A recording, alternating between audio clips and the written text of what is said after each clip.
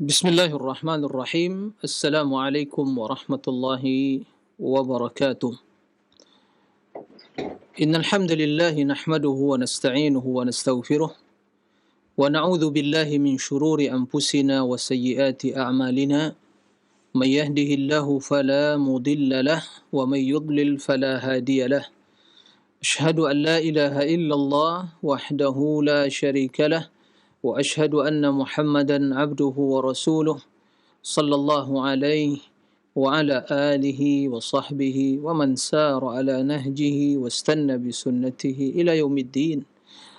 Amma ba'du, ikhwatal iman, kaum muslimin dan muslimat, para pemirsa dan juga para pendengar, rahimakumullah jami'an. Alhamdulillah, segala puji dan syukur senantiasa kita haturkan kehadirat Allah tabaraka wa ta'ala. Senantiasa hati kita meyakini bahawa nikmat dan karunia hanya datang dari Allah. Kemudian lisan kita banyak memuji dan memuja Allah dengan menyebut nama-nama dan sifat-sifatnya. Kemudian perbuatan kita kemudian amalan dan perbuatan kita senantiasa membuktikan kesyukuran yang sesungguhnya. Ikhwatal iman, para pemirsa rahimakumullah. Alhamdulillah atas nikmat dan karunia Allah sehingga sampai detik ini kita masih diberi kesempatan oleh Allah untuk berubudiyah, untuk melaksanakan berbagai aktivitas kehidupan kita. Semoga Allah senantiasa memberikan kemudahan dan pertolongan kepada kita semua serta menjaga kita dalam setiap kondisi dan keadaan. Kemudian salawat dan salam untuk Nabi yang mulia, Nabi Muhammad sallallahu alaihi wasallam sebagai uswah dan qudwah kita, Nabi akhir zaman. Barang siapa yang mengikutinya dia akan selamat, dan barang siapa yang menyelisihi tuntunan hidupnya pasti sengsara dan celaka. Allahumma salli wa sallim wa barik wa an'im ala abdika wa rasulika Muhammad. Ikhwatal iman, para pemirsa rahimakumullah, dan juga para pendengar di mana saja antum berada. Kembali kita melanjutkan pembahasan tentang akidah ahli sunnati wal jamaah di dalam memahami tauhid asma wa sifat. Kita telah jelaskan sebelumnya keutamaan dan kedudukan tauhid asma wa sifat di dalam akidah ahli sunnati wal jamaah, bahawa pembahasan ini merupakan salah satu dari 3 hal yang wajib diyakini dalam beriman kepada Allah, meyakini rububiyah Allah, meyakini uluhiyah Allah subhanahu wa ta'ala, dan meyakini asma wa sifat. Sungguh sangat banyak keutamaannya, bahkan sebagaimana yang telah kita jelaskan bahawa tauhid asma wa sifat merupakan pembahasan yang paling utama di dalam agama ini, kerana berkaitan dengan Allah tabaraka wa ta'ala. Allah yang paling utama, Allah yang mulia, Allah yang maha agung. Maka tentu tidak diragukan bahawa mempelajari tentang nama-nama Allah, mempelajari tentang sifat-sifat Allah yang tertera dalam Al-Quran dan hadis-hadis yang sahih, ini merupakan ibadah yang agung, merupakan keilmuan yang utama. Terlebih lagi ikhwatal iman, bahawa manfaat dari mempelajari tauhid asma wa sifat ini sungguh sangat banyak sekali dalam kehidupan seorang muslim, yang akan senantiasa menjadikan hatinya hidup bersemi dengan iman, pengagungan, kecintaan kepada Allah Sang Pencipta. Bahkan kehidupan hati seorang hamba tergantung kepada ma'rifatihi, kepada ma'rifat dia kepada Allah. Apakah dia kenal kepada Allah, mengenal nama-namanya dan sifat-sifatnya. Bila hati yang kenal kepada Allah, itulah hati yang hidup. Tapi bila hati tidak kenal kepada Allah, tidak mengenal nama-nama dan sifat-sifatnya, itu adalah hati yang mati. Hati yang sedang merasakan sakit, hati yang sedang ditimpa penyakit. Ikhwatal iman, para pemirsa rahimakumullah. Begitu juga mengenal nama-nama Allah dan sifat-sifatnya akan mempengaruhi perilaku, sikap, akhlak seseorang. Karena sebagaimana insyaallah yang akan kita jelaskan, setiap dari nama dan sifat tersebut memiliki konsekuensi dan tuntutan yang berkaitan dengan amalan, perilaku dan sikap kita. Ikhwatal iman, para rahimakumullah. Oleh karenanya, mempelajari tentang tauhid asma wa sifat sebagaimana yang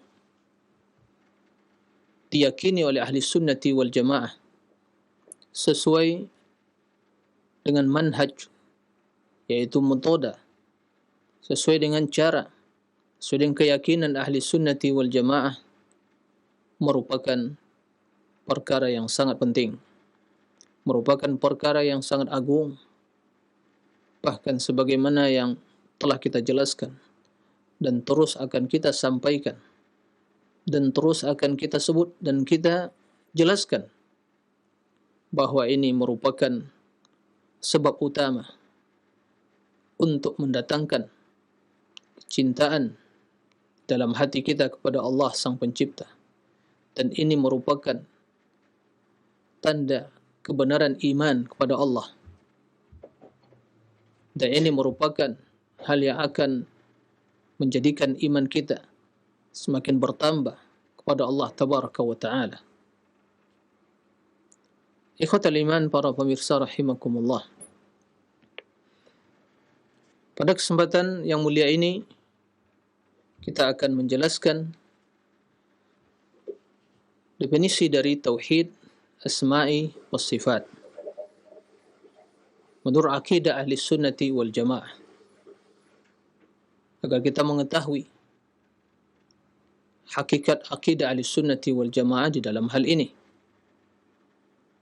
Dan insyaAllah pembahasan selanjutnya kita akan menjelaskan landasan-landasan utama akidah ahli sunnah di dalam tauhid asma wa sifat, kemudian kaidah-kaidah di dalam memahami nama-nama Allah dan juga di dalam memahami sifat-sifat Allah.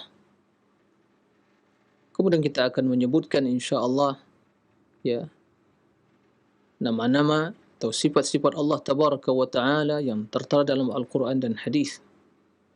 Bagaimana akidah ahli sunnah di dalam menetapkan seluruh nama-nama dan sifat-sifat Allah Tabaraka wa Ta'ala. Ikhwatal iman, para pemirsa rahimakumullah. Adapun definisi dari tauhid asma wa sifat, atau maksud dari tauhid asma wa sifat diyakini oleh ahli sunnati wal jamaah, itu mencakup tiga perkara.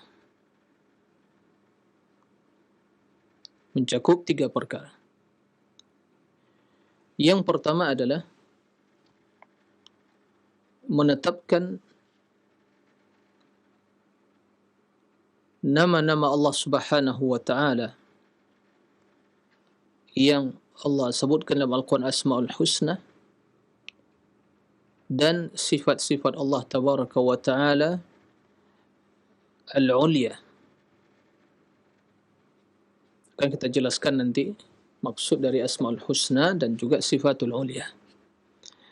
Kemudian yang kedua, semua nama-nama dan sifat tersebut yang tertera dalam Al-Quran dan hadis. Ya. Yang ketiga, mengimani ya hukum-hukum yang terkandung di dalam nama-nama dan sifat-sifat tersebut serta tuntutan ya ubudiyah dari setiap nama dan sifat tersebut. Dalam redaksi bahasa Arabnya ya dijelaskan oleh para ulama yaitu ifradullahi ta'ala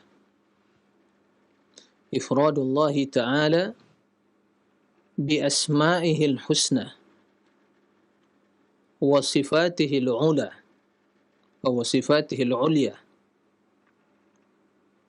al-waridati fil kitabi was sunnati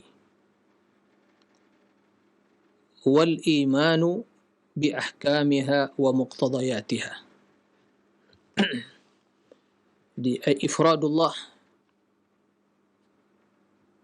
bi asma'ihi al-husna wa sifatihi al-ulya. Maksud ifradullah itulah mana kalimat tauhid, yaitu kita mengesahkan Allah, menjadikan Allah Subhanahu wa taala zat yang maha esa. Dialah Allah yang memiliki nama-nama yang terbaik, al-husna, dan sifat-sifat yang sempurna, sifat al-ulya. Semua nama-nama tersebut dan sifat-sifat tersebut yang tertera di dalam Al-Quran dan hadis-hadis Nabi SAW. Kemudian kita mengimani ya makna dari nama-nama tersebut beserta hukum dan konsekuensinya, hukum dan tuntutannya.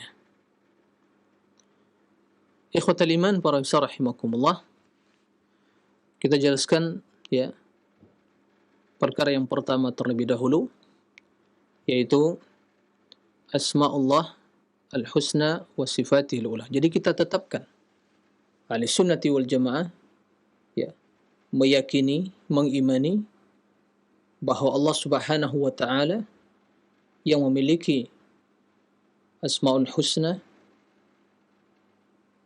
kemudian yang memiliki sifat-sifat yang sempurna, dan itu spesial bagi Allah. Itulah makna tauhid tadi. Jadi kita hanya menjadikan Allah tabaraka wa taala zat yang satu-satunya memiliki nama-nama dan sifat-sifat tersebut.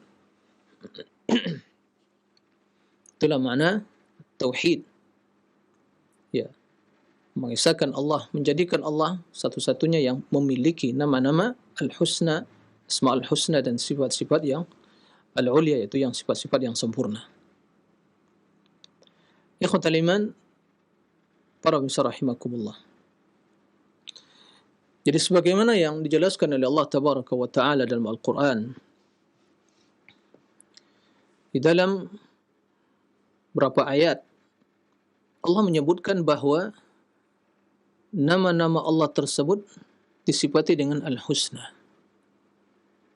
Jadi kita imani, kita yakini bahwa Allah Subhanahu wa taala memiliki asmaul husna, dan insyaallah tidak asing lagi di kalangan kaum muslimin. Bahkan ada yang menghafalnya, bahkan sebagian menjadikannya nyanyian dan disenandungkan, kendati ini tidak disyariatkan ya, karena bukan untuk dinyanyikan.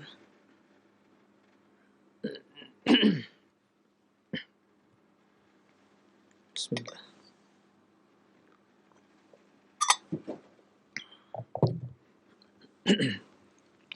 Baik. Jadi tidak asing lagi asmaul husna. Ya. Yang asing, yang banyak tidak diketahui adalah memahami maknanya dan mengamalkan isi kandungannya. Ini yang jarang ya kita temui. Karena yang menjadi permasalahannya sebatas ya simbol saja. Asmaul Husna dibaca tapi enggak dipahami maknanya. Ya. Bahkan yang lebih aneh lagi adalah dibaca Asmaul Husna tapi isi kandungannya diingkari. Disadari atau tidak. Contoh saja agar tidak ya meluas pembahasan ini. Di antara Asmaul Husna ya adalah nama Allah Al-A'la, nama Allah Al-Ali, huwa Al-Aliyul Kabir, nama Allah Al-Muta'al, yaitu Allah Maha Tinggi, yang artinya menunjukkan pada ketinggian Allah Subhanahu wa Ta'ala. Tapi di antara orang-orang yang telah rusak fitrahnya mengingkari ketinggian Allah. Ini kan aneh. Baik, contoh saja. Jadi kita tetapkan bahawa Allah Subhanahu wa Ta'ala memiliki Asmaul Husna. Kenapa demikian? Karena Allah yang menyebutkan.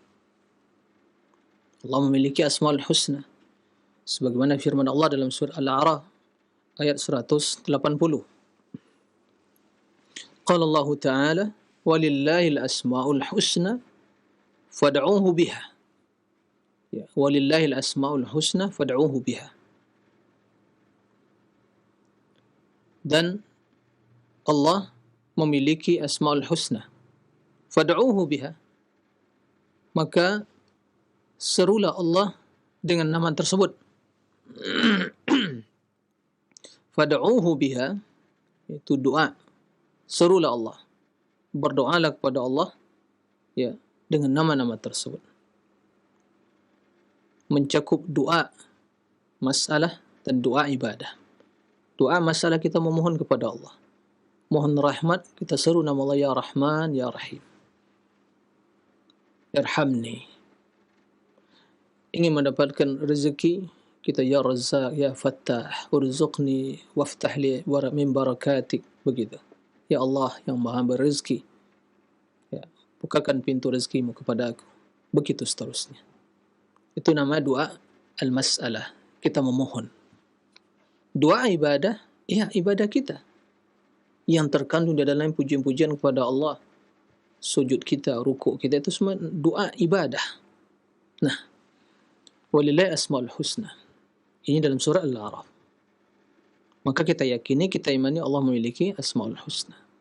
Baik. Di dalam surah Al-Isra ayat 110, qala Allah azza wa jalla, qul ud'u Allah aw ud'u ar-Rahman ayyamma tad'u falahul asmaul husna. Katakanlah Muhammad, ud'u Allah, serulah Allah, berdoalah kepada Allah, atau serulah Ar-Rahman yang merupakan salah satu dari nama Allah Ar-Rahman Ar-Rahim. Ayyamma tad'u, ya, apa saja yang kalian seru dari nama-nama Allah tersebut, falahul asmaul husna, maka Allah memiliki asmaul husna.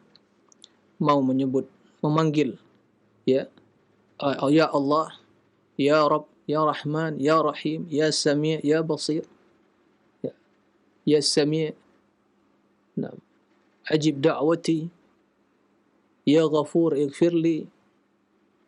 Maka apapun yang kita seru dari nama-nama tersebut, maka kita dah menyeru Allah Tabaraka wa Ta'ala, ya, berdoa kepada Allah, karena Allah Subhanahu wa Ta'ala memiliki Asmaul Husna.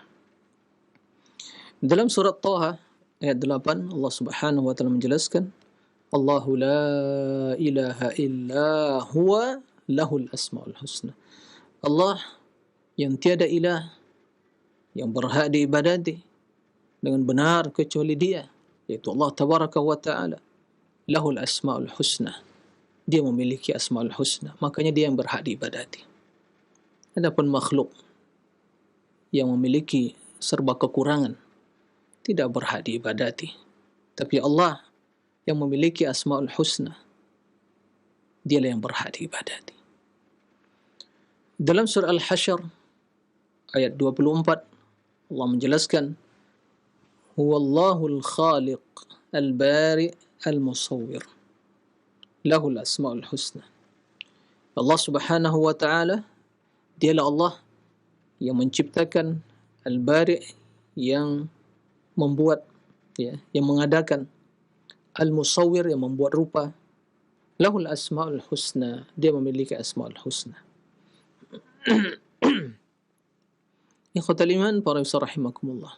Jadi kita yakini Allah memiliki Asmaul Husna berdasarkan ayat yang telah disebutkan tadi. Kenapa Allah sifati namanya dengan Al-Husna? Ya. Al-Husna dalam istilah bahasa Arab ismut tafdil, ya,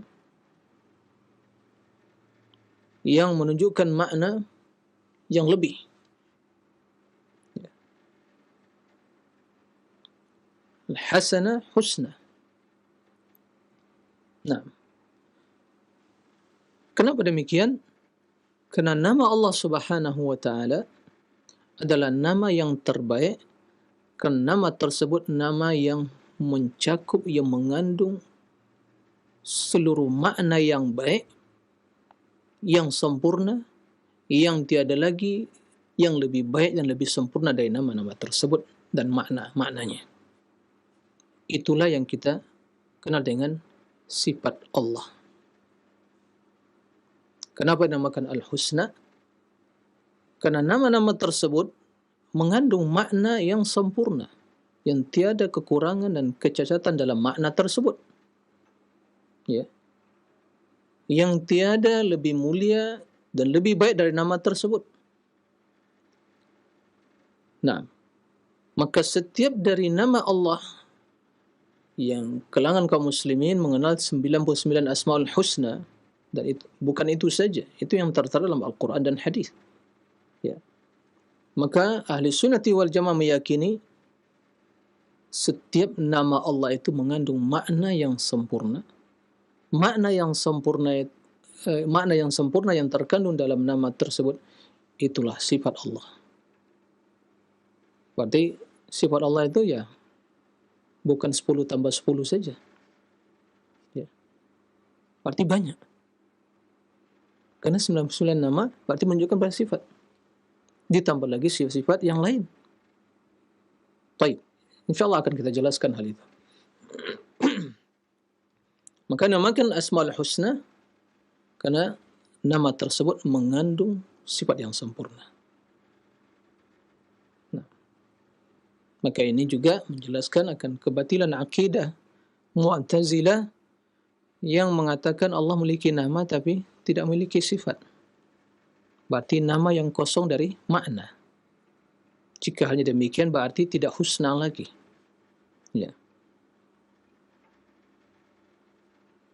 Bahkan menurut akidah Mu'tazilah tersebut, ya, nama tersebut lebih jelek dari nama yang dimiliki oleh makhluk.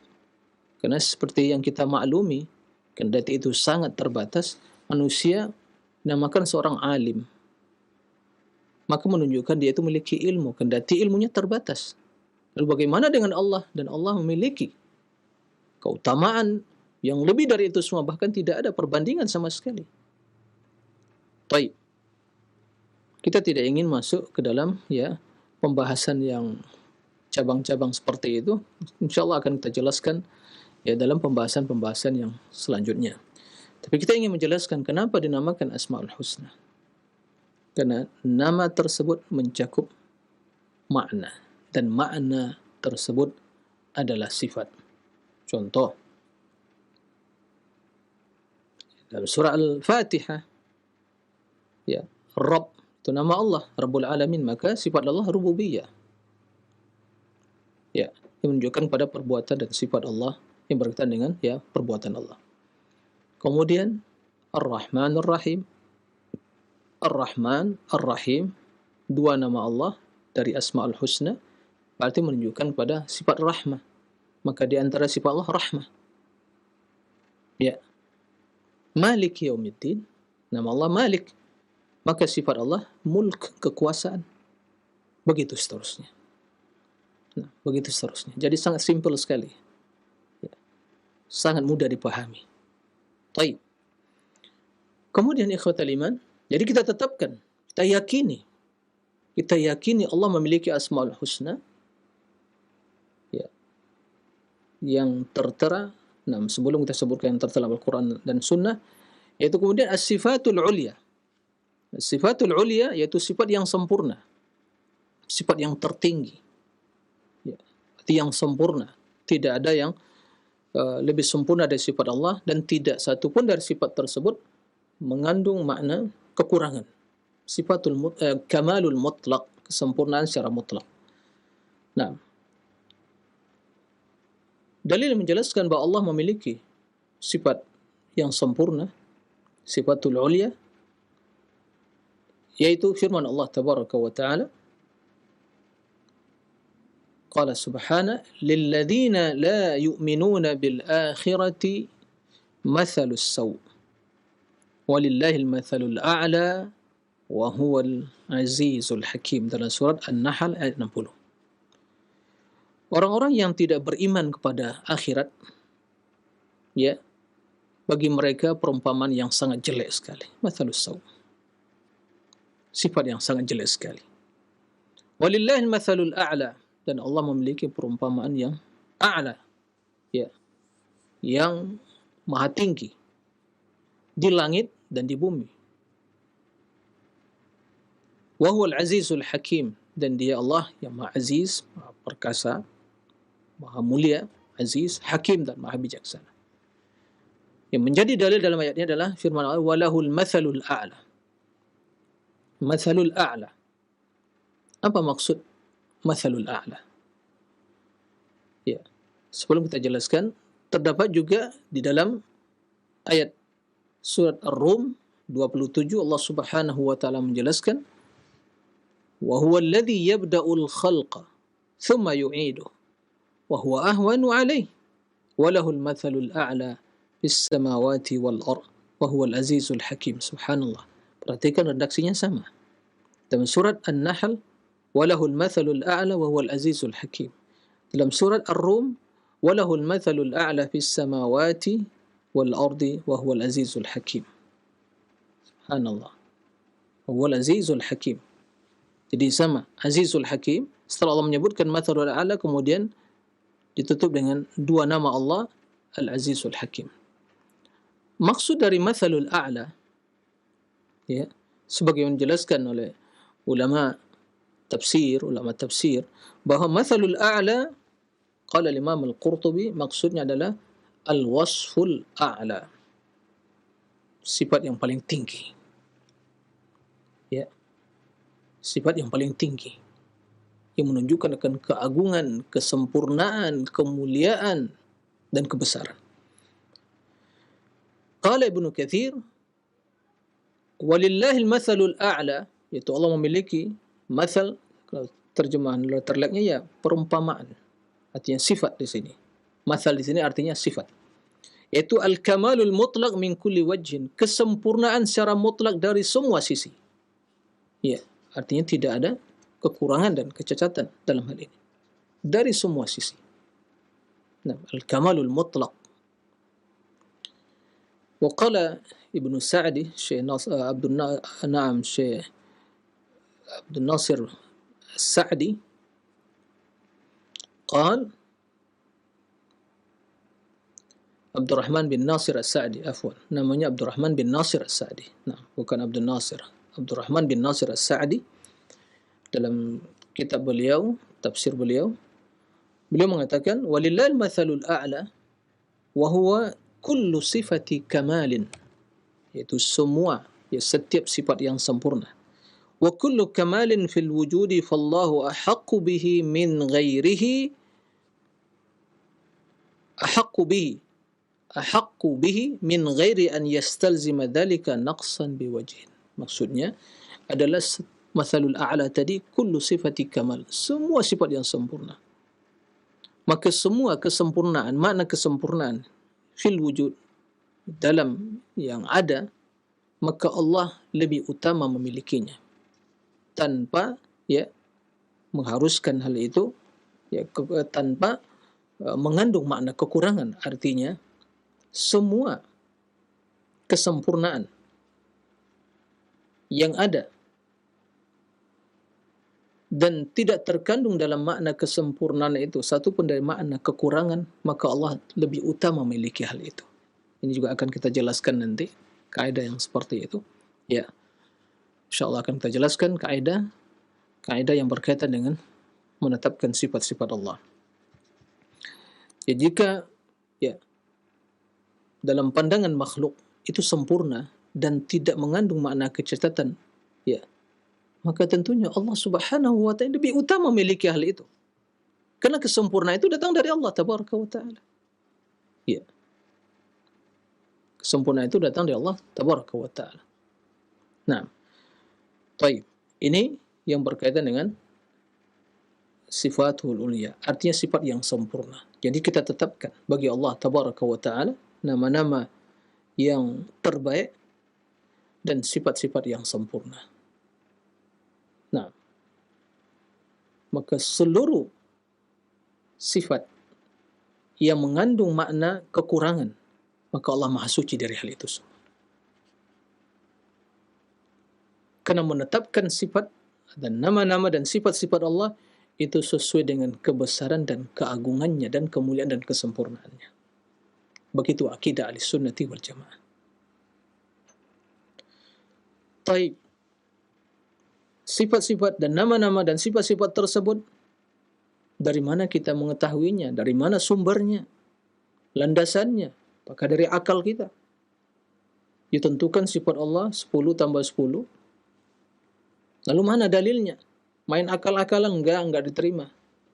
Karena perkara yang gaib. Ya. Enggak menerima ya logika dan akal dalam masalah seperti ini. Artinya tidak bisa jadikan landasan dalam hal ini akal kita, rasio kita, tidak. Perasaan kita, teori kita, enggak. Nama-nama Asmaul Husna tersebut dan sifat-sifat yang sempurna itu al-waridah fil Qur'ani was sunnah, yang tertera, yang terdapat di dalam Al-Quran dan sunnah. Itu yang menjadi landasan. Itu sumbernya. Jadi bukan akal, bukan teori kita, bukan berbagai pendapat ya manusia, tidak. Yang menjadi landasan adalah qala Allah wa qala Rasul. Nah, menjadi landasan adalah qala Allah wa qala Rasul. Ini menunjukkan kepada kita bahwa landasan di dalam memahami perkara ini adalah wahyu. Ya. Adalah wahyu. Akal mengikuti wahyu. Tidak boleh menghakimi wahyu. Akal mengikuti Al-Quran dan Sunnah. Tidak boleh mengadili Al-Quran dan Sunnah. Atau mempertentangkan Al-Quran. Atau menolak. Atau menentang Al-Quran dan Sunnah. Tidak boleh. Karena ini perkara yang gaib. Oleh karena itu, akidah Ahlussunnati wal Jamaah bahwa di dalam menetapkan nama-nama dan sifat-sifat Allah, maka yang menjadi landasan adalah Al-Quran dan hadis. Semua yang tertera dalam Al-Quran dari nama-nama dan sifat Allah wajib kita imani. Wajib diimani. Karena itu bagian dari iman kepada Allah. Ya, amantu billah. Nah, semua yang tertera dalam Al-Quran ya dari sifat-sifat Allah Subhanahu wa taala wajib kita tetapkan. Semua yang tertera, yang terdapat di dalam hadis-hadis yang sahih, hadis yang sahih ya dari Nabi sallallahu alaihi wasallam wajib kita imani. Kita tetapkan bagi Allah. Ya. Sesuai dengan kebesaran dan keagungan Allah Tabaraka wa taala. Al-waridah fil Quran was sunnah. Jadi ini pembahasannya babnya tauqifi. Apa maksud tauqifi? Yaitu hanya berlandaskan wahyu, berlandaskan Al-Quran, berlandaskan hadis Nabi sallallahu alaihi wasallam. Nah, itu maksud al-waridah fil Quran was sunnah. Nah, maka akidah Ahlussunnah wal Jamaah ya nasifullah bima wasafa bihi nafsahu fil Qur'ani wa kama wasafahu rasuluhu fi sunnatihi. Ya, menetapkan sifat-sifat Allah yang tertera dalam Al-Quran dan juga yang disebutkan oleh Rasul sallallahu alaihi wasallam dalam hadis-hadisnya. Itu akidah Ahlussunnah. Siapa yang menyelisih hal itu berarti dia bukan ahli sunnah. Ahlul bid'ati, ahlul kalam, ahlul ahwa. Nah, apa dalilnya? Dalilnya bahwa Allah Subhanahu wa taala melarang kita dari mengatakan sesuatu yang tidak kita ketahui ilmu tentang suatu tersebut. Dan kita tidak mengetahui ilmu tentang sifat-sifat dan nama Allah dari Al-Quran, bukan dari akal kita. Allah Subhanahu wa taala mengatakan, "Wala taqfu ma laysa laka bihi ilm. Innas sam'a wal basara wal fuada kullu ulaika kana anhu mas'ula." Dalam surat Al-Isra. Nah, surah Al-Isra ayat 36. Jangan kamu ikuti sesuatu yang tidak kamu ketahui ilmunya. Ya. Sesungguhnya pendengaran, penglihatan, dan hati, yang termasuk dalamnya akal, pikiran kita, semua itu akan ditanya. Nah, di dalam menetapkan sifat-sifat Allah, dan juga di dalam menafikan sifat-sifat yang Allah nafikan dari dirinya. Karena kita mendapatkan Al-Quran, yang akan kita jelaskan juga nanti bagaimana kita dalam hal ini. Tapi sebagai pendahuluan kita sebutkan bahwa ada sifat yang Allah tetapkan untuk dirinya. Ada sifat yang Allah nafikan dari dirinya. Contoh, ngantuk, tidur, maut, kematian, capek. Semua Allah nafikan dari diri, maka kita nafikan. La ta'khudhu sinatu wala naum. Allah enggak pernah ngantuk dan tidur. Wa ma massana min lughub. Tidak pernah kami merasa capek. Ya. Seperti itu. Jadi, di dalam menetapkan dan menafikan, itu hanya mengikuti Al-Quran dan Sunnah. Tidak boleh keluar dari hal itu. Secara khusus dalam asma wa sifat dan secara umum dalam kitab beragama. Makanya akidah Ahlussunnah, prinsip dasar akidah Ahlussunnah dalam pembahasan ini dan dalam seluruh pembahasan agama adalah mengikuti qala Allah wa qala Rasul. Mengikuti apa yang dikatakan Allah, dikatakan Rasul. Dan apa yang disepakati oleh para sahabat Nabi sallallahu alaihi wasallam. Dan itu pula yang diikuti oleh imam-imam ahli sunnah yang secara turun-temurun mereka yakini, akidah yang terus mereka wariskan dan diwarisi sampai detik ini.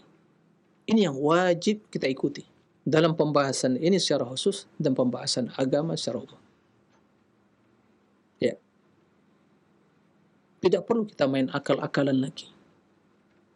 Tapi kita gunakan akal untuk memahami syariat. Tapi kalau main akal-akalan atau mengakal-akali syariat agama, stop. No. La al-fukal. Ya, sama sekali tidak.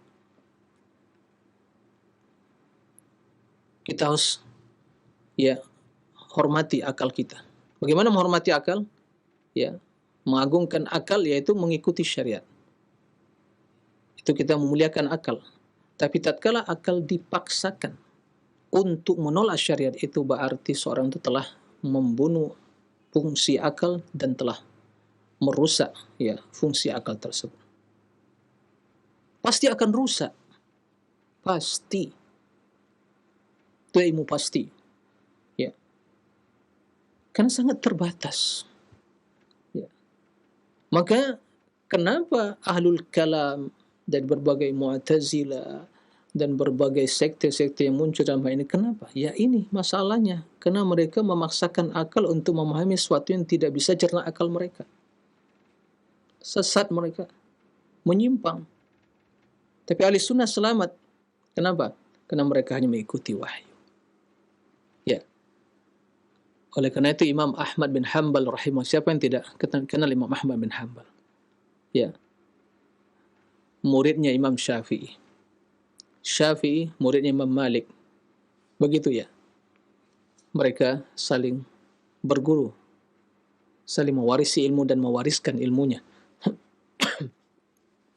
Imam Ahmad bin Hanbal rahimahullah, Imam Ahli Sunnati wal Jamaah, ya, yang wafat pada tahun 241 Hijriah.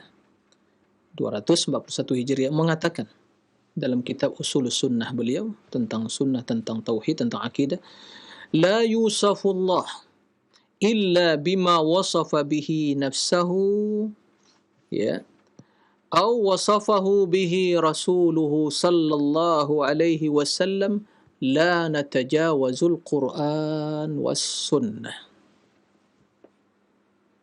Masya Allah, perkataan Imam Ahli Sunnah.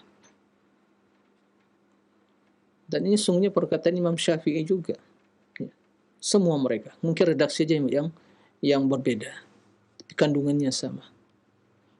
Ya. Imam Syafi'i mengatakan bahwa aslul ilmu itulah al-kitab wa sunnah wa ma ajma' alaihi al-ummah, ijma' yang berlandaskan dalil tadi. Nah, kata Imam Ahmad bin Hanbal, la yusafullah illa bima wasafa bi nafsah aw wasafahu bihi rasul.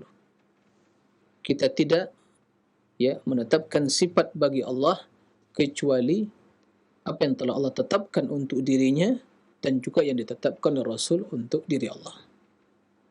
Baik. Wala natajawazul Quran. Kita tidak akan mungkin melewati batasan yang telah ditentukan Al-Quran. Tidak akan mungkin kita keluar dari Al-Quran. Inilah makna sebagian perkataan ulama salaf, naduru ma'as sunnati haitsu darat. Kita ini berputar kemana saja, mengeliling kemana saja, tidak keluar dari poros sunnah tadi. Lingkaran sunnah.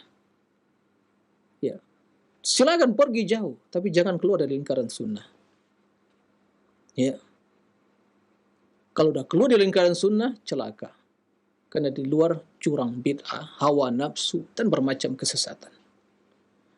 Maka, inilah rahasia keselamatan ahli sunnah. Kenapa tidak ada perbedaan di kalangan mereka dalam masalah ini? Satu akidah mereka. Hanya perbedaan dalam redaksinya saja. Tapi satu akidah mereka. Mereka tetapkan sifat Allah. Mereka tetapkan yang terdapat dalam Al-Quran dan Sunnah. Kenapa? Tidak ada perbedaan.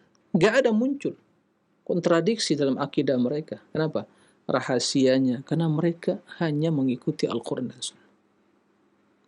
Kenapa terjadi berbagai penyimpangan, keanehan dalam berfikir dan juga metodologi dalam berdalil, berargumentasi, dan juga kontradiksi dalam pemikiran antara sekte-sekte yang mengingkari sifat tersebut dengan ahlul kalam? Kenapa itu terjadi? Mas sabab? Limada ikhtalafu? Kenapa mereka berselisih tentang masalah akidah? Bahkan sampai kepada tingkat mengkafirkan satu sama lain. Kenapa itu terjadi? Karena mereka mengikuti akal. Akal ini terbatas dan tidak sama pemahamannya. Tingkat juga pemahamannya tidak sama. Pemikiran tidak sama. Lalu akal siapa yang kita ikuti? Akal siapa? Yang begitu banyak. Manusia. Maka jelas tidak akan mungkin bisa disatukan. Tapi bila kembali pada wahyu, kebenarannya satu, maka akan terjadi persatuan. Maka akidah ahli sunnah, mereka hanya mengikuti Al-Quran dan Sunnah. Ini landasannya. Baik.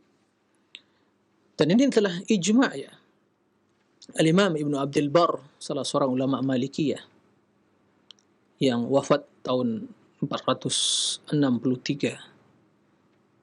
Jadi akidah yang kita yakini ini, akidah yang kita imani, kita pelajari, akidah yang diyakini ulama-ulama ahli sunnah, bahkan diyakini para sahabat Rasul, diyakini para imam ahli sunnah.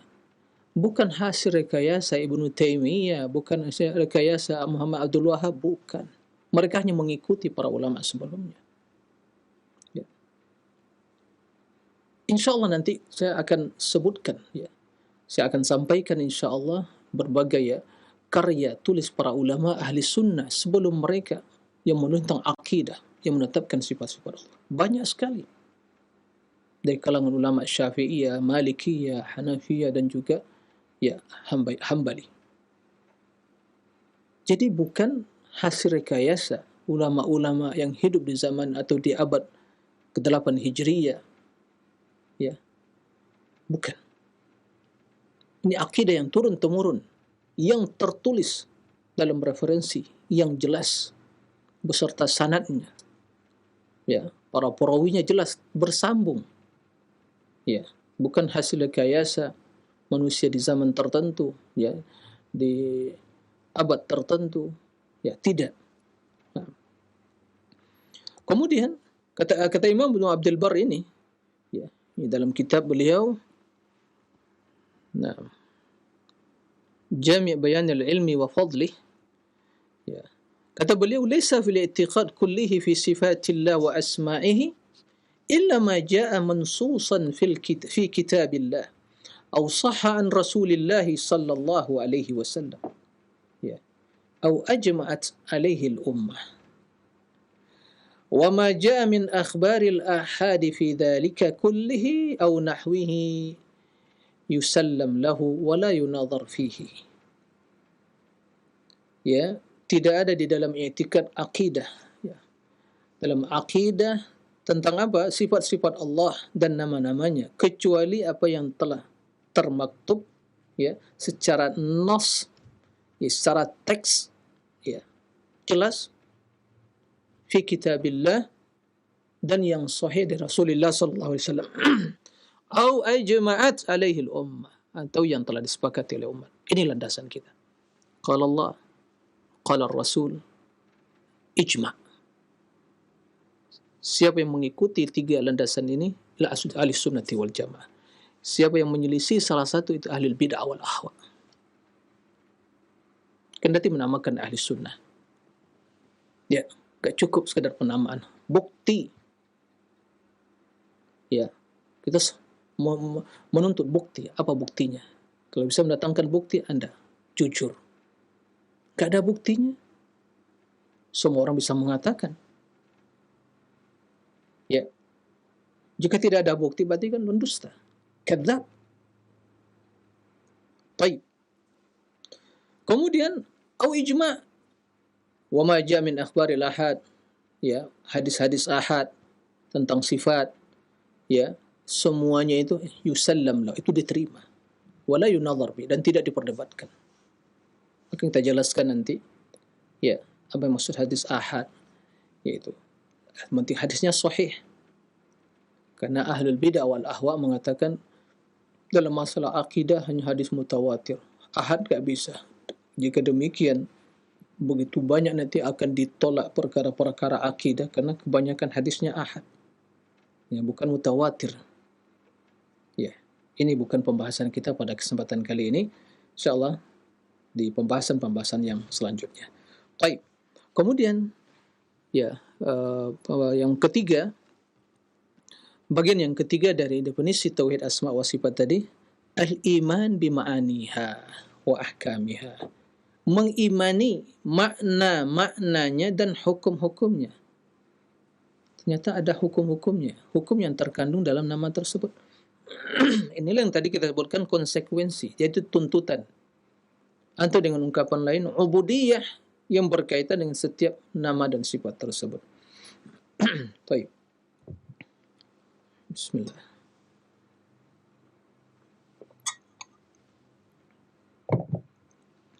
Ikhwatal iman, para pemirsa rahimakumullah. Baik. Yang bagian yang ketiga dari definisi tauhid asma wa sifat tadi adalah al-iman bima'aniha wa ahkamiha.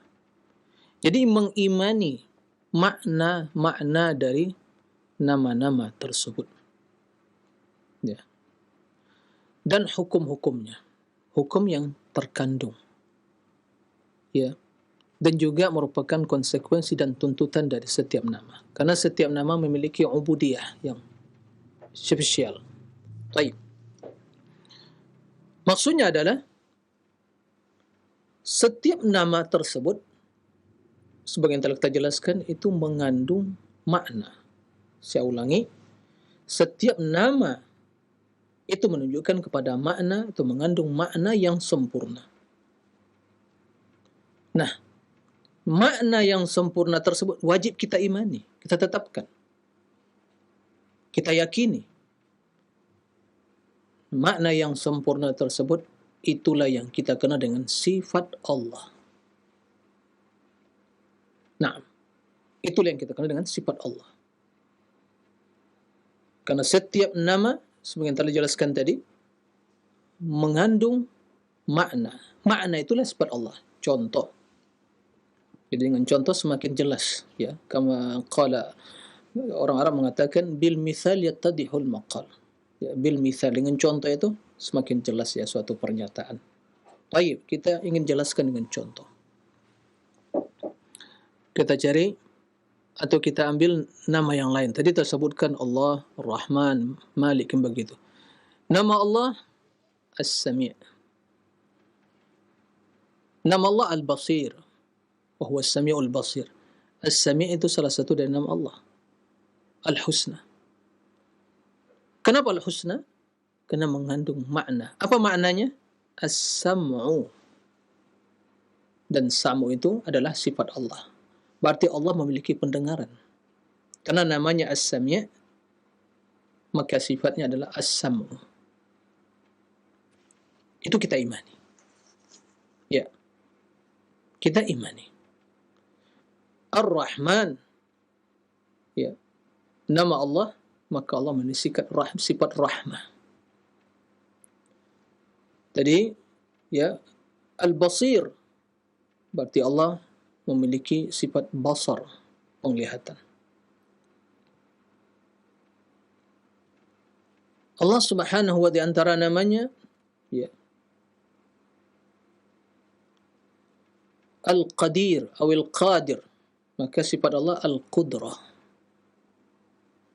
Nama Allah Al-Khaliq atau Al-Khallaq, maka sifat Allah Al-Khalqu, itu menciptakan.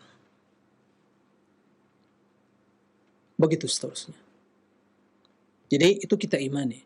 Nama Allah Al-A'la, yang maha tinggi, berarti Allah memiliki sifat yang maha tinggi, tinggian Allah. Tinggi zatnya, tinggi kekuasaannya, tinggi sifatnya itu keagungan dan kemuliaan, kesempurnaan, kemudian tinggi kedudukannya dan tinggi zatnya. Nah, ini akidah ahli sunnah. Ahlul bidah mengingkari itu. Zat Allah enggak bertempat, kata dia. Apa maksud tidak bertempat? Kalau Anda maksud tidak bertempat adalah tempat yang diliputi oleh makhluk yang ada di alam ini, ya benar. Tapi kalau maksud tempat tinggi di luar alam ini, yang bila kita katakan Allah maha tinggi, makanya ada dua arah, tinggi dan rendah. Yang tinggi Allah, yang rendah makhluk semuanya di luar alam ini.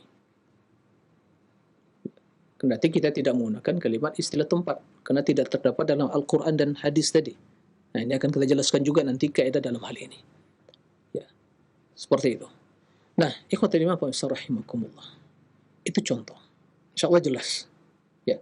Kemudian, biahkamiha,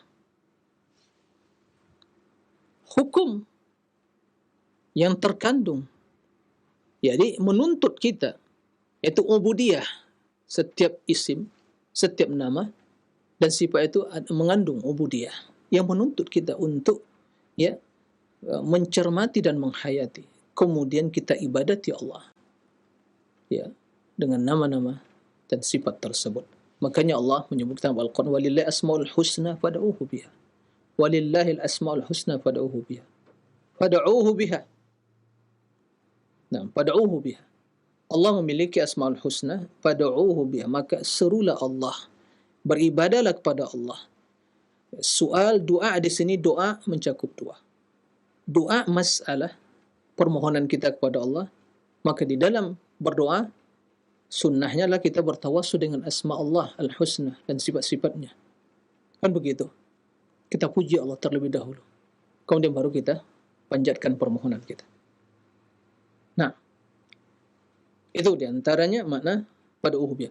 Kemudian doa bermakna ibadah kita. Sujud, rukuk kita dan ibadah itu adalah doa. Ya.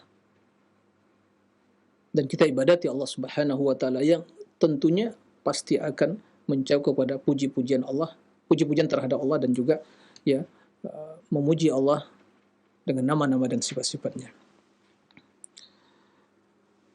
Ikhwatal iman wa rahimakumullah. Kemudian juga dalam hadis Rasulullah SAW disebutkan bahwa Allah memiliki asmaul husna.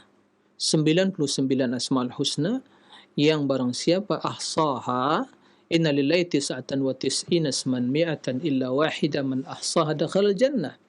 Allah memiliki 99 nama ya, 100 kurang 1. 100 kurang 1. Ya, mi'atan illa wahidah. Man ahsaha, barang siapa ahsaha, dakhala jannah, masuk surga. Apa maksud ahsaha? Mengetahuinya, menghafalnya, memahaminya, mengimaninya, dan mengibadati Allah. Jadi bukan sekadar disenandungkan saja. Disenandungkan tapi enggak dipahami maknanya, enggak bermanfaat seperti itu. Ya. Makanya tidak ada perubahan dalam hidup dengan cara seperti itu. Karena tidak ada efek secara langsung. Ya. Tidak ada pengaruhnya. Karena hanya mensenandungkan kata-kata yang hampa dari makna. Karena tidak dipahami. Bukan begitu. Tatkala kita mengatakan Ar-Rahman, kita yakin Allah Rahman, Allah yang maha luas, rahmati wasiat kulla syai'. Meliputi. Berarti kita ini miskin sekali, butuhkan rahmat Allah. Maka mohon kepada Allah. Jika demikian, kalau kita ingin mendapatkan rahmat Allah, ya kasih sayang pada sama. La yarham, la yurham man la yarham. Irhamu man fil ard, irhamkum man bisa. Berkasih sayang kepada orang yang ada di permukaan bumi, maka yang di langit Allah akan merahmatimu. Berarti ada efeknya. Ya, ini. Kemudian jika Allah Sami', mendengar, Sami', berarti Allah mendengar segala sesuatu, bahkan bisikan hati kita. Ya, Allah dengar, Allah ketahui. Ini akan menanamkan apa ubudiyah yang muncul dari pengetahuan seperti itu. Kita akan berbicara dengan yang baik, mengucapkan sesuatu yang baik. Kalau sekarang mengucap sekarang mungkin dituangkan dalam bentuk tulisan, ditulis dengan yang baik, karena Allah mengetahui. Allah mendengar ucapan kita. Bila kita mengatakan Allah azim, kabir, muta'al, maha agung, maha besar, maka yang tertanam dalam hati kita apa? Keagungan, kebesaran cinta kepada Allah. Maka tumbuh apa? Sifat takut kepada Allah. Itu namanya mengimani hukum-hukum dan tuntutannya. Begitu. Ya, di dalam kita mentauhidkan Allah Asma' wa Sifat. Jadi bukan teori-teori ahlul kalam, ya, teori-teori yang sampai mengingkari sifat-sifat Allah. Kalau ditetapkan begini nanti akan menyerupai sifat makhluk, berarti harus ditakwil, harus diselewengkan, dan Allah tidak di atas, tidak di bawah, tidak di samping, macam-macam istilah-istilah ahlul kalam yang bid'ah seperti itu. Bukan begitu. Bukan begitu kita memahami sifat. Itu yang akan menyesatkan pemikiran manusia. Tapi kalau kita kembali seperti yang kita jelaskan tadi, Allah menyebut kita dalam Al-Quran Al-Karim, namanya kita tetapkan. Kemudian bagaimana pengaruh hal itu dalam kehidupan keseharian kita. Tatkala Rasul mengatakan yanzilu rabbuna ila sama'id dunya, turun ke langit bumi. Untuk apa? Membuka pintu rahmat. Allah menyeru hambanya, sembari mengatakan man yad'uni fa astajibulah. Maka kita termotivasi untuk berdoa, ya Rahman, kita bangun sepertiga malam terakhir, ya Rahman, panjatkan kepada Allah. Allah mendengar doa kita. Man yad'uni fa astajibulah, dikabulkan Allah. Man yastaghfiruni fa aghfirullah, siapa mohon keampunan aku ampuni, kata Allah. Man yas'aluni fa a'ti, siapa yang memohon akan aku beri. Jadi begitu kita memahami sifat tersebut, apa yang termotivasi kita untuk beramal. Kita manfaatkan kesempatan yang seperti itu untuk beramal. Ini namanya efek dan pengaruh dari ya, mempelajari Asmaul Husna. Begitu kita mendengar Allah Raqib, Allah Syahid, berarti menyaksikan, basir, enggak ada yang tersembunyi bagi Allah Subhanahu wa taala. Ya. Allah mengetahui. maka yang lahir dalam diri kita khasyah, takut pada Allah, muraqabatullah, sifat selalu menghadirkan muraqabatullah. Maka ini akan betul mempengaruhi perilaku dan sikap kita dalam beribadah. Ini, beginilah yang dipahami oleh para sahabat dahulu. Beginilah dahulu salafus soleh membaca Al-Quran. Sehingga tidak ada permasalahan timbul di kalangan mereka. Karena mereka membaca Al-Quran, membaca nama-nama tersebut, sifat-sifat tersebut, ya, untuk diimani dan diyakini. Bukan untuk diakal-akali. Bukan untuk dipreteli. Bukan untuk ditakwil, diingkari macam-macam sebagaimana ahlul kalam. Ya. Maka lihat bagaimana mereka semakin takut kepada Allah. Semakin tunduk kepada Allah. Jika kita mengetahui keagungan Allah, kebesaran, jiwa ini akan tunduk. Kenapa tidak? Allah menyebutkan dalam Al-Quran, ya, wal ardu jami'an qabdatu yaumal qiyamah. Bumi satu genggaman tangan Allah pada hari kiamat. Was samawati matwiyatun biyamini. Langit digulung oleh Allah. Gulung. Kita memahami makna menggulung. Ya. Dilipat, digulung. Itu langit yang 7 tingkat digulung oleh Allah. Biyamini, tangan-tangan Allah Subhanahu wa taala. Lalu siapa kita? Sebagai perbandingan, Arsy yang begitu besar, yang makhluk yang paling besar, Rabbul Arsyil Azim. Allah istawa alal arsy. Dan arsy bila dibandingkan dengan kursi, perbandingannya sangat kecil sekali kursi. Ya. Dan kursi dibandingkan langit, bumi dibandingkan kursi sangat kecil sekali. Berarti tidak ada perbandingan sama sekali. Dan kita bagian dari yang terkecil. Dari manusia yang hidup di permukaan bumi. Ya. Lalu siapa kita? Kok sombong banget gitu? Ya. Menyombongkan diri. Menentang Allah. Bermaksiat kepada Allah. Durhaka kepada Allah. Siapa kita? Nah, inilah maksud. Jadi mempelajari Asmaul Husna dan sifat ini akan menanamkan keagungan dalam diri kita. Tapi ingat kuncinya memahami seperti akidah Ahlussunnah wal Jamaah. Tapi seperti akidah Ahlul Kalam wal Bid'ah, ya semakin sesat, semakin jauh dari Allah Tabaraka wa Taala, sampai-sampai mengingkari sifat Allah. Nah, ikhwatal iman wa rahimakumullah, itulah makna dari, ya, maksud dari tauhid asma wa sifat, yaitu ifradullah, ya, ta'ala bi asma'il husna wa sifatihil ulya al-waridati fil Qur'ani was sunnati wal iman bi ma'aniha wa ahkamiha. Ya, menetapkan, mengesahkan Allah dalam asma' wa sifatnya yang tertera dalam Al-Quran, ya, serta mengimani makna isi kandungannya dan hukum-hukum yang berkaitan dengannya. Itulah akidah Ahlussunnah tentang, ya, maksud dari asma wa sifat. Allahu a'lam. Demikian. Nah, baik, syukran jazakallahu khair, barakallahu fiik atas materi yang telah disampaikan oleh Al-Ustaz di kesempatan pagi hari ini. Mudah-mudahan menjadi ilmu yang bermanfaat untuk kita semua, menjadi benar pemahaman kita mengenai akidah Ahlussunnah wal Jamaah dalam asma wa sifat. Dan selanjutnya kami buka sesi interaktif, sesi soal jawab bagi Anda para pemirsa ataupun pendengar yang ingin bertanya perihal pembahasan kita. Anda bisa mengirimkan pertanyaannya di nomor layanan pesan singkat. Nah, kami angkat terlebih dahulu pertanyaan di layanan pesan singkat. Ustadz, ada pertanyaan. Assalamualaikum warahmatullahi wabarakatuh. Dari hamba Allah yang berada di Jakarta. Ya Ustadz, saya pernah mendengar ceramah di media sosial dengan berbahasa Arab. Dia seorang syekh atau bergelar doktor. Namun di situ sudah ada terjemahannya. Dia mengatakan bahwa Imam Syafi'i berkata bahwa barang siapa yang mengatakan bahwa Allah duduk di atas arsy, maka dia telah kafir. Ya, mohon jawabannya Ustaz, apakah benar perkataan tersebut dari Imam Syafi'i? Terima kasih atas pertanyaannya. Barakallahu fiik. Jadi, apa benar perkataan? Ya, apakah benar perkataan yang menyatakan atau menisbatkan pada Imam Syafi'i, ya, barang siapa yang mengatakan Allah duduk di atas arsy dia telah kafir. Ya. Jawabannya dari berapa sisi ya berikut ini. Pertama, ini jelas ya pernyataan seperti itu adalah dusta. Tidak benar Imam Syafi'i mengatakan demikian.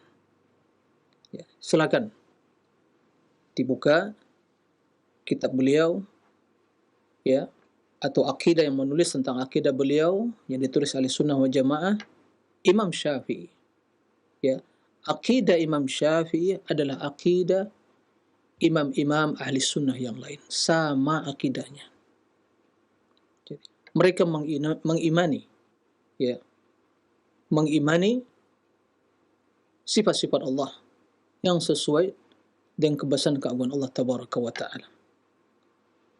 Dan ini sebagaimana yang dinisbatkan oleh sebagian yang mengatakan dia pengikut Asy'ari kata dia atau mungkin Syafi'i mengatakan Allah ada tempat-tempat kata dia. Sehingga mengingkari bahwa Imam Syafi'i tidak mengatakan Allah ada di atas arsy. Karena menurut akal dia, kalau Allah tetapkan di atas arsy, berarti menyerupai ya, tasbih. Kemudian dinisbatkan perkataan-perkataan yang dusta kepada Imam Syafi'i. Demi Allah, itulah dusta. Kadzab. Yang menisbat itu adalah pendusta. Menisbatkan kepada Imam Syafi'i pernyataan bahwa Allah ya yaitu ada tempat-tempat kemudian menukil dari referensi yang tidak jelas, tidak ada sanadnya, enggak jelas sumbernya. Kemudian juga pernyataan yang seperti ini kata Imam Syafi'i yang mengatakan Allah duduk di atas arsy telah kufur. Ya. Maka ini jelas tidak benar. Ya, ini satu sisi. Sisi yang kedua, kendati ya atau makna istiwa atau di atas arsy, istawa 'alal arsy. Di kalangan ahli sunnati wal jamaah termasuk Imam Syafi'i, maknanya adalah ala wartafa, tinggi ya, di atas arsy. Ya. Dan ini tinggi yang spesial karena sesungguhnya sifat tinggi zat Allah Maha tinggi itu adalah dzatiyah. Tapi secara spesial Allah tinggi di atas arsy. Jadi sebelum Allah ciptakan arsy, Allah telah Maha tinggi zatnya di luar alam semesta ini. Tapi begitu Allah ciptakan arsy, dan arsy telah ada sebelum penciptaan langit dan bumi, tapi setelah Allah ciptakan arsy dan bumi, Allah tinggi di atas arsy. Ya. Semastawa 'alal arsy. Sesuai dengan kebesaran Allah Subhanahu wa taala. Itu kehendak Allah seperti itu. Kalau saya tanyakan, kenapa demikian? Jangan ditanyakan. 5. Tapi kita imani Allah Maha tinggi. Ya. Tidak ada yang mengatakan ahli sunnah, ya, itu duduk seperti seorang ya raja duduk atas singgasananya. Kendati diriwayatkan dari dinukil sebagian ulama salaf, yaitu jalasa. Tapi kalau kita pun memahami bagaimana akidah ahli sunnah, kalaupun itu benar riwayat tersebut jalasa duduk, tapi tidak seperti duduknya raja di atas kursi atau singgasana. Permasalahan yang muncul, kenapa terjadi ya kekacauan di dalam pemahaman tentang asma wa sifat? Karena persepsi yang pertama yang terbersit di dalam benak pikirannya adalah tasbih. Maka ungkapan sebagian ulama seperti Imam Al-Amin Asy-Syanqiti dalam risalah yang beliau tulis tentang dirasat tentang asma wa sifat. Kata beliau, kenapa ahlul kalam mu'attilah itu mengingkari sifat Allah? Karena najis tasbih itu telah mengotori pikiran dan hatinya. Itu yang pertama sekali dibayangkan. Begitu dia membaca Ar-Rahman As-Istawa, yang terbayang oleh dia apa? Oh, seperti raja duduk di atas singgasananya. Berarti arasnya singgasananya lebih besar dari raja. Kalau singgasananya jatuh, berarti raja jatuh juga. Berarti raja itu butuh pada singgasana. Itu persepsi yang, inilah najis tasbih yang telah mengotori benak pikirannya. Begitu ungkapan. Itu saya menukil ungkapan Syekh. Benar sekali. Itu yang mengotori pikirannya. Ya. Itu mengotori. Lalu subhanallah, mana pengagungan kepada Allah?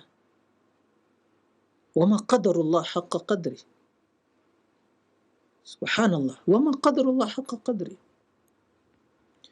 Jika dalam kehidupan seharian kita, makhluk punya, di antara makhluk saja, nama sama, sifatnya sama, tapi berbeda hakikatnya. Lalu bagaimana dengan Allah, antara Allah dengan makhluk?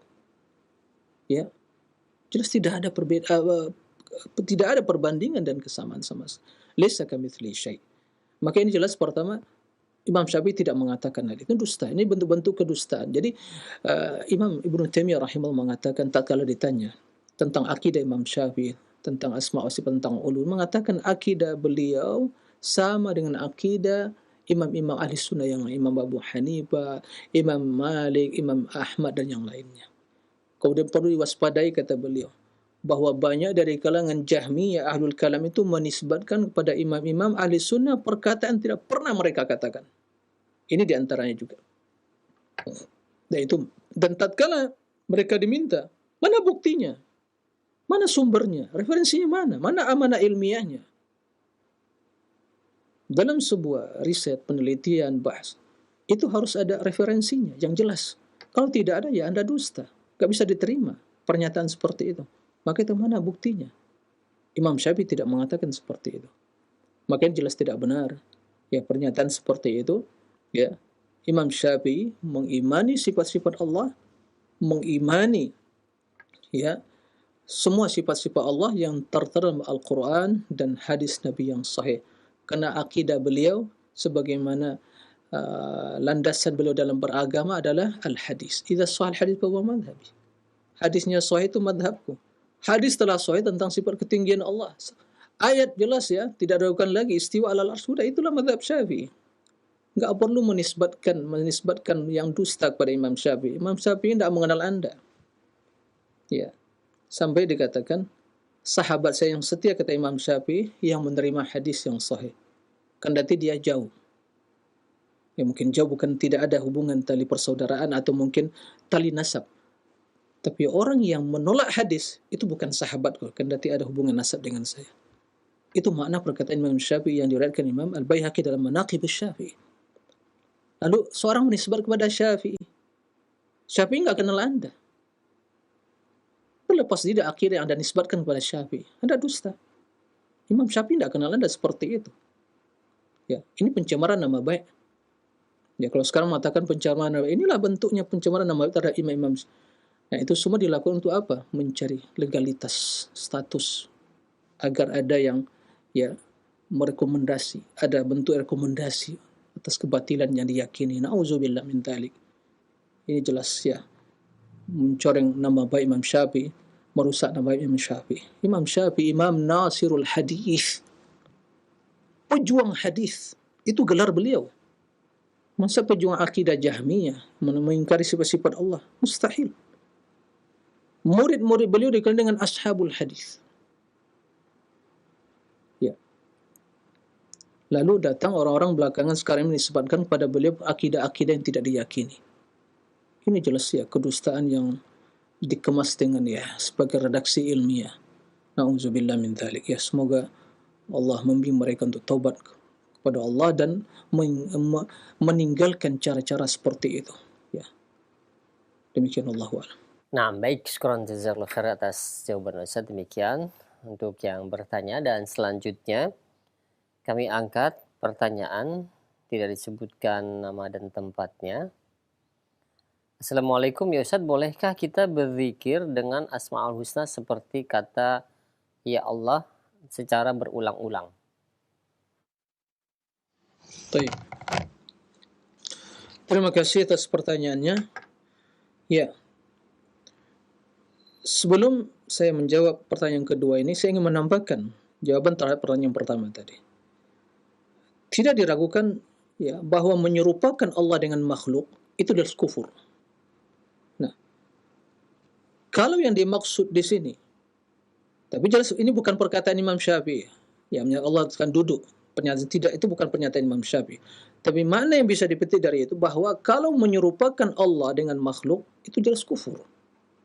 Ya. Kalaupun dia mengatakan istiwa, tapi istiwanya seperti, ya, raja duduk di atas singgasana. menyerupakan seperti itu, dia kufur. Ini ya Imam Nu'aim bin Hammad mengatakan, ya, man syabbah Allah, man wasafa Allah bisifati khalqihi faqad kafar. Oh, man syabbah Allah bisifati man syabbaha sifatan min sifatillah bisifati khilq faqad kafar. Barang siapa menyerupakan Allah salah satu sifat dengan sifat makhluk telah kufur. Karena Allah mengatakan laisa kamitslihi syai'. Laisa kamitslihi syai'. Ya. Tapi jelas pernyataan tadi bukan pernyataan Imam Syafi'i, tapi kalau yang dimaksud menyerupakan dengan sifat makhluk, duduk seperti duduknya raja di atas singgasana, begitu ya dipahami dan begitu yang dinyatakan, jelas telah kufur, pernyataan kufur ini. Nah, tapi jelas itu bukan pernyataan Imam Syafi'i seperti itu. Nah, taib. Yang kedua, bolehkah berzikir dengan hanya nama Allah, Allah saja? Ya, ini jelas bukan zikir yang disyariatkan. Enggak pernah Nabi berzikir hanya menyebut Allah, Allah, Allah, Allah saja. Enggak pernah. Silakan buka kitab-kitab zikir itu. Ya. Nabi yang berzikir kepada Allah fi kulli waqtin wahin, ya, yang paling banyak zikirnya setiap kondisi dan keadaan. Enggak pernah hanya beliau menyebut Allah, Allah, Allah saja, enggak pernah. Allahu Akbar, Subhanallah, walhamdulillah, wala ilaha illallah, la hawla wala quwata illa billah, Subhanallah wa bihamdi, Subhanallah azim. Kan begitu. Baca itu zikir Nabi. Baca. Enggak ditemukan ada kalimat hanya Allah, Allah. Apa Allah, Allah, Allah, Allah? Sebut yang sempurna. Makanya 4 kalimat yang paling mulia setelah Al-Quran adalah Subhanallah, walhamdulillah, wa la ilaha illallah, wallahu akbar. Enggak sebutkan Allah, Allah, Allah. Enggak. Subhanallah, walhamdulillah, wa la ilaha illallah, Allahu akbar. Sempurna. Itu baru zikir. Adapun menyebut secara ya tunggal saja, mufrad gitu istilah bahasanya, itu adalah zikir yang tidak syariatkan. Ini termasuk perbuatan zikir-zikir yang bid'ah. Ya, yang tidak ada contohnya. Nah, kalau berzikir ikuti Nabi. Jangan mengada-ngada. Ya. Nabi itu udah mencontohkan semuanya. Ya. Udah, enggak perlu mengada-ngada, menambah-nambah. Cukup dengan zikir yang diajarkan Nabi. Anda akan mulia. Akan menjadi orang-orang yang dzakirinallaha katsira wa dzakirat. Yang janjikan Allah ada maghfiratan wa ajran 'azimah. Maghfirah, keampunan dan pahala yang banyak. Bagaimana? Zikir dengan zikir Nabi, bukan dibuat-buat. Maka ya, kita mendengar sebagian mensenandungkan Asmaul Husna atau membaca ya Rahman, ya Rahman, ya Latif, ya Latif, ya Latif, begitu ya. Itu bukan zikir. Enggak pernah Nabi mengajarkan seperti itu. Jangan mengada-ngada, cukup dah. Capek mengada-ngada itu juga enggak ada nilainya. Ya, enggak ada nilainya. Nah, semakin menjauhkan diri dari Allah. Hampa makna zikir seperti itu. Enggak ada nilainya. Tapi subhanallah, alhamdulillah, wala ilaha illallah, wallahu akbar, ya subhanallah. Ya. Kemudian subhanallah wa bihamdi, subhanal azim. Allahumma anta rabbi la ilaha illa anta khalaqtani wa ana abduk wa ana la ahdika wa wa'dika mastata'tu. Abu laka bi ni'matika alayya wa abu'u bi dhanbi faghfir li fa innahu la yaghfiru dhunuba illa. Lengkap ya. Nah, jadi intinya itu zikir yang tidak disyariatkan. Demikian Allah. Baik, syukran jazakallah khair atas jawaban Ustaz. Demikian 2 pertanyaan di layanan pesan singkat dan selanjutnya kami berikan kesempatan di layanan telepon. Ya, silahkan. Halo. Assalamualaikum warahmatullahi wabarakatuh. Waalaikumsalam warahmatullahi wabarakatuh. Dengan siapa di mana? Ini Pak Widodo di Riau. Silakan Pak Widodo. Ustaz, kami beriman kalau asma Allah itu 99. Jadi. Ya. Namun kami diajarkan doa ketika I'adatul Marid mengunjungi orang sakit itu dengan doa Allahumma Rabban nasi izil ba'sa isti antasafi. Nah ini Antasafi ada nama Allah As-Safi yang 99 asma Allah yang dalam mushaf itu kita jumpai ada nama Allah As-Syafi. Nah, ini bagaimana mendudukan ini ya Ustaz? Nah, Kemudian yang kedua. ya satu saja Pak ya, karena keterbatasan Ya. waktu, mohon maaf. Nah, Iya, makasih Ustaz. iya. Iya. Demikian. Nah, silakan Ustaz. Ya. Ya, terima kasih kepada Pak Widodo ya, barakallahu fiik atas pertanyaannya. Jadi tadi disebutkan Bang, Allah memiliki 99 nama. Tapi hadis ini bukan membatasi bahwa nama tersebut hanya 99 saja, tidak. Maksudnya adalah 99 nama tersebut itu memiliki keistimewaan yang spesial. Barang siapa yang menguasai, memahami dan mengamalkannya itu akan masuk surga. Nah, dan nama-nama tersebut ada dalam Al-Quran dan dalam hadis. Dan doa yang disebutkan tadi dalam kita mendoakan orang yang sakit, Allahumma rabban nas, ya, mudhibil ba's anta syafi, la shifaan illa shifaan la yughadiru saqam. Maka ini hadisnya sahih. Maka di antara Asmaul Husna Asy-Syafi, maka boleh dikatakan Abdus Syafi. Ya. Makanya di antara sifat Allah ya memberikan kesembuhan, syifa, ya. Sehingga fa idza maridtu fa huwa yashfini, begitu. Dalam Al-Qur'an sebutkan apabila aku sakit, maka dialah Allah yang menyembuhkan aku. Jadi Allah yang menyembuhkan. Jadi ini termasuk dari asma Allah. Maka begitu kita memohon kesembuhan, ya Allah mudhibil baya asy-syafi anta asy-syafi la syifa illa syifa'u syifaan la yughadiru saqama, maka kita memohon seperti itu. Jadi ini di antara Asmaul Husna ya yang sahih, sehingga bila kita memohon kesembuhan atau mendoakan yang sakit, kita bertawassul dengan nama tersebut. Itu kan tawassul Nabi SAW dengan nama tersebut. Allahumma rabban nas. Ini masih ya. Allahumma rabban nas. Sebut rabban nas. Ya, mudhibil ba's. Adhibil ba's. Ya, mudhibil ba's. Ya, yang menghilangkan penyakit. Antas syafi. Engkau yang maha menyembuhkan. Ya, syifaan la yughadiru saqama, kesembuhan yang menghilangkan semua penyakit dan efeknya. Nah, atau dampaknya. Nah, seperti itu. Wallahu a'lam. Baik, syukran jazakallahu khair atas jawaban Ustaz. Demikian untuk Bapak Widodo yang berada di Riau. Dan selanjutnya yang kedua, silahkan kami berikan kesempatan di layanan telepon kembali. Ya, 6. Halo. Halo. Nah. Ini dengan TV Goca Pak ya? Betul, dengan siapa di mana Bapak? Dengan Pak Sujarno di Lampung. Iya. Bapak ingin bertanya, silahkan. Ya, saya mau bertanya Pak. Pertanyaannya, tolong jelaskan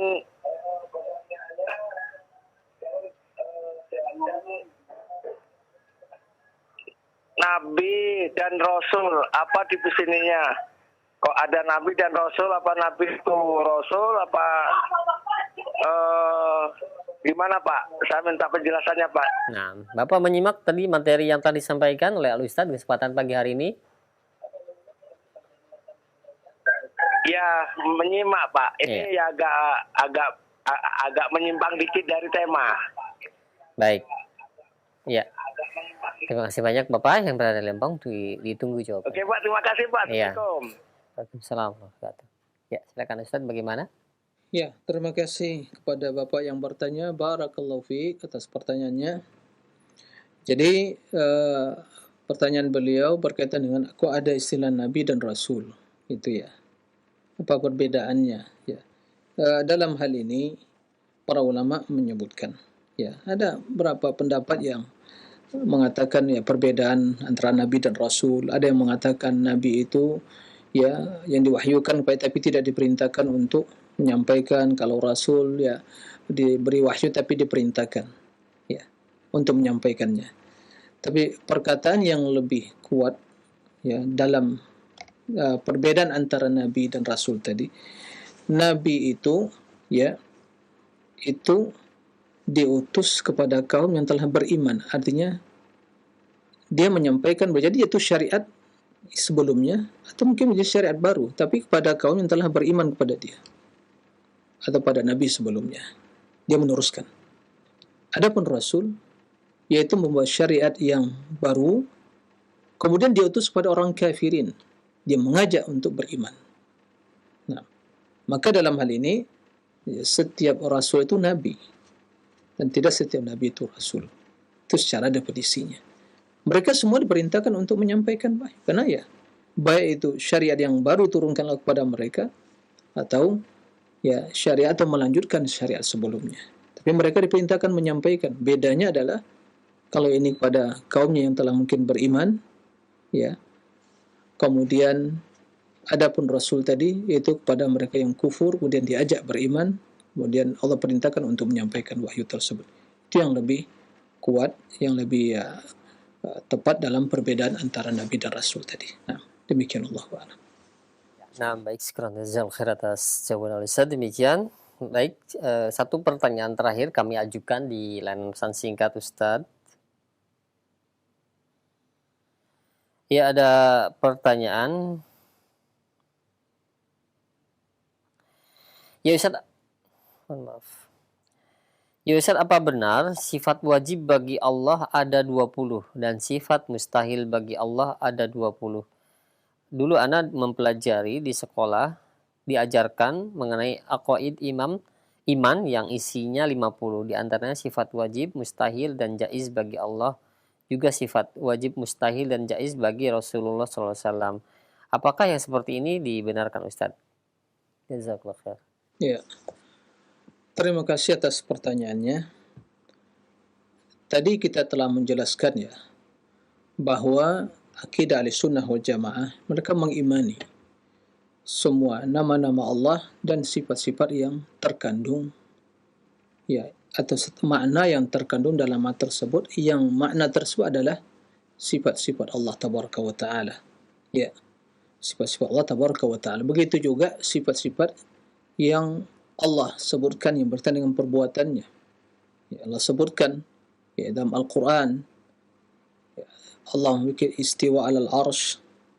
Kemudian Allah Subhanahu wa Ta'ala memiliki dua tangan, ya, yadaya, wajah, kaki, ya, kemudian mata. Allah menyebutkan hal itu dalam hadis sahih. Allah turun ke langit, itu surat kebesaran keagungan kita tetapkan. Adapun pembagian seperti tadi, ini panjang pembahasannya. Ini pertanyaan di detik-detik terakhir. Pembahasannya ini membutuhkan ya berbagai, tidak cukup satu pertemuan. Ya, makanya intinya pembagian-pembagian seperti itu tidak kena di kalangan para ahli sunnah wal jamaah. Ya, kendati ya itu lebih kerap dengan ya akidah Asy'ariyah yang membagi sifat-sifat seperti itu. Ya, ada kriteria yang perlu diperhatikan dalam ayat, tapi ini bukan ya kesempatan yang tepat dan waktunya juga untuk membahas hal itu. Jadi intinya, apa yang tertera dalam Al-Quran kita imani, apa yang terdalam hadis kita imani dari sifat-sifat Allah. Ya, itu yang harus dipahami. Jadi artinya sifat Allah itu lebih dari itu. Nah, yang mustahil, semua makna kekurangan,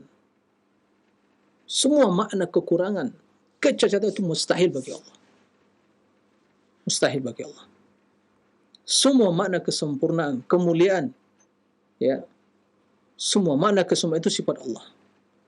Tapi dalam hal ini kita hanya menamakan dengan istilah Al-Quran, jangan menambah-nambah. Ya. Ini yang tadi kita jelaskan. Jadi yang tertera dalam Al-Quran itu kita tetapkan. Tidak menambah-nambah istilah-istilah yang tidak ada, ya, tertera dalam Al-Quran. Nah, ini juga menyelisihi akidah ahli sunnah, karena ahli sunnah hanya mereka mencukupkan dengan redaksi Al-Quran. Ya, redaksi Al-Quran dalam menentukan sifat-sifat tadi. Jadi intinya sifat Allah itu lebih dari itu. Ya, sifat Allah lebih dari itu. Sifat yang berkaitan dengan perbuatannya atau dengan zatnya, ya, atau sifat dengan sifat khabariyah yang hanya berdasarkan dengan dalil saja, atau sifat yang juga selain dari dalil juga bisa diterima secara akal. Berarti bukan akal yang menjadi landasan utama, tapi dalil. Tapi akal tidak menolaknya. Begitu ya. Maka ini semua ditetapkan. Nah, itu mungkin jawaban yang singkat, mudah-mudahan bisa dipahami. Tapi kalau untuk jawaban yang panjang, ini nambah waktunya ya 2 jam lagi gitu ya, atau mungkin sampai zuhur nanti kita kuliah berapa SKS pagi ini ya, itu pun belum selesai. Nah, demikian para pemirsa dan juga para pendengar rahimakumullah, mudah-mudahan bermanfaat bagi kita semua dan menambah keimanan kita, akidah Ahlussunnah, dan juga keyakinan kita tentang kebenaran akidah Ahlussunnah, terutama juga dalam mengimani sifat-sifat Allah tabaraka wa taala. Demikian, wallahu a'lam, wa sallallahu wa sallam bina Muhammadin wa alihi wa sahbihi wa sallim, walhamdulillahi rabbil alamin, wassalamu alaikum warahmatullahi wabarakatuh.